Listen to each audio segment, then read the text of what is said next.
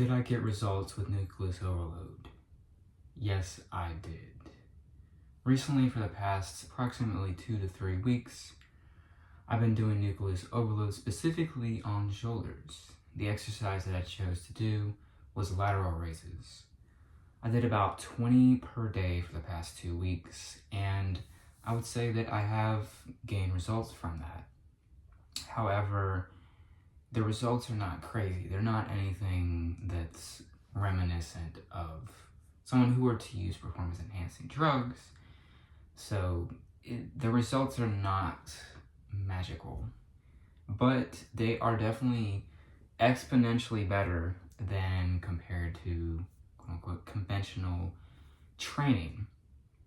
And my experience should maybe open the minds of some other people out there who keep listening to these talking heads and these fitness personalities who supposedly know what they're doing, who are actually kind of telling their audiences half-truths.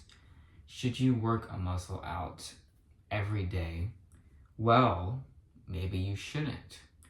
That's what a lot of the science says. However, you have to look further into the detail of that kind of information. And considering the average person really doesn't train hard, maybe there's some more leeway to this particular advice that's always given to people. Just go to your local gym and look at how people train.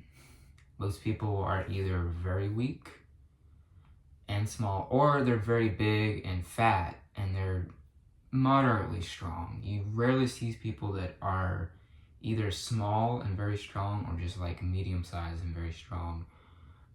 And you also rarely see people that use efficient form on their exercises.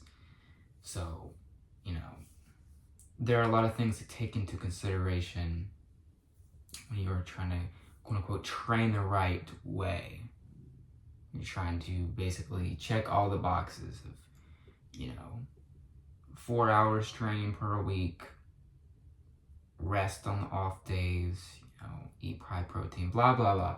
All of that, conventional advice. Sometimes you gotta go against that. And especially if you're somebody who's struggling to get results. And on top of that, especially if you have been training a long time. Once you're past, I would say 5 years and up in the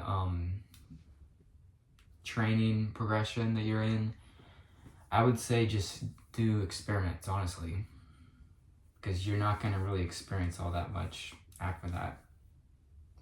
After, I would say, that point, you pretty much, after the 5-year mark, you pretty much reached your peak.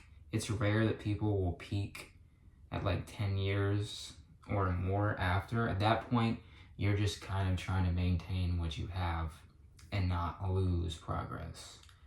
And that's going to kind of be my goal going from here until my older years, because I've just learned so many times that for my own genetics and my own, strengths, is that I am best when I am a bit leaner.